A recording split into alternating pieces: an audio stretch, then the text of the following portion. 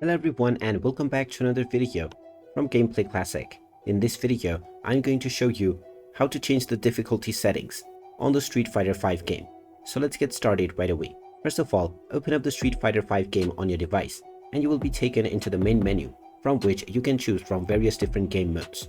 Now, if you play the arcade or story mode of the game, you will be able to choose the number of rounds, the match time settings, as well as the CPU difficulty level. Just choose your desired settings for the number of rounds, as well as match time. And within the CPU difficulty, you may choose from easy, normal, and hard. Choose any difficulty level, and then you can tap on Start Game.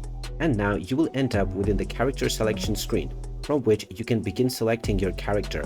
And now your battles will begin with your chosen difficulty settings right away.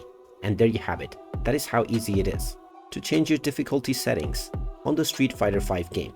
If you find this video helpful, make sure you hit that like button and subscribe to our channel if you haven't done so already. Also ring that notification bell to never miss another update from us. Thank you for watching and I will see you again in the next video.